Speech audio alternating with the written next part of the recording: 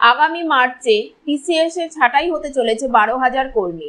AI ও নতুন দক্ষতার চাহিদা নিয়ে কোম্পানির স্ট্র্যাটেজি ব্যাখ্যা করলাম। শুনুন কি বলছে সিইও এবং কি সুবিধা দেওয়া হবে এফেক্টেড কর্মীদের। চ্যানেলটি সাবস্ক্রাইব করুন আরও আপডেটের জন্য। নমস্কার, ওয়ার্ল্ড নিউজ বাংলা চ্যানেলে আপনাদের স্বাগত। আজ নিয়ে এসেছি ভারতের প্রযুক্তি জায়ান্ট টিসিএস ঘোষণা করেছে বড় পরিসরে চাকরিচ্যুতি হবে। আসুন বিস্তারিত জেনে নিই। টিসিএস পৃথিবীর সবচেয়ে বড় আইটি পরিষেবা সংস্থা।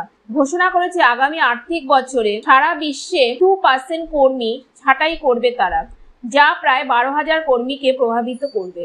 এই ছাঁটাই প্রধানত মধ্য এবং সিনিয়র ম্যানেজমেন্ট স্তরে হবে। বিশেষজ্ঞরা বলছেন টিসিএস এই পদক্ষেপ নিয়েছে এআই এর ব্যাপক প্রয়োগ ও চেঞ্জিং ক্লায়েন্ট এক্সপেকটেশনে অভিযোজিত হয়েই। তবে কোম্পানি স্পষ্টভাবে বলেছে এটি এআই এর জন্য নয়, বরং নতুন দক্ষতার অভাবে পুনরায় নিয়োগ সম্ভব হয়নি। কোম্পানির সিইও কে কীর্তিভাসান বলেন, নতুন প্রযুক্তি কাজ করছে, আমাদের ভবিষ্যতের দিকে নজর রাখতে হবে। টিসিএস এর মোট কর্মীর সংখ্যা জুন 2025 রিপোর্ট অনুযায়ী 6.13 লাখ, যা 2% ছাঁটাই হলে প্রায় 12,200 জন প্রভাবিত হবেন।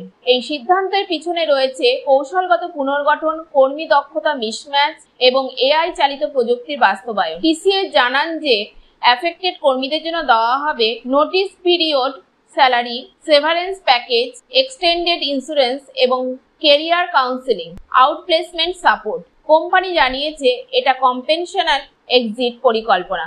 ভিডিওটিতে যে পয়েন্টগুলো উঠে আসলো তা হলো, চলতি অর্থ বছরে টিসিএস ছাঁটাই করবে 2% কর্মী এবং এতে প্রভাবিত হবে 12,000 থেকে 12,200 জন কর্মী। লক্ষ্য মূলত মধ্য ও সিনিয়র স্তরের কর্মীরা। এআই এর কারণে নয়, কর্মী দক্ষতার সঙ্গতি না থাকায় এই ডিসিশন। এফেক্টেড কর্মীদের দেওয়া হবে লেখা কম্পেনসেশন ও পাশাপাশি সাপোর্ট।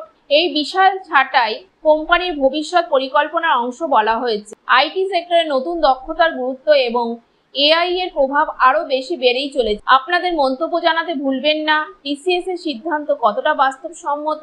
ভিডিওটি লাইক বাটনে ক্লিক করে রাখুন, চ্যানেলটিকে সাবস্ক্রাইব করুন। আমি থাকবো আপনাদের সঙ্গে।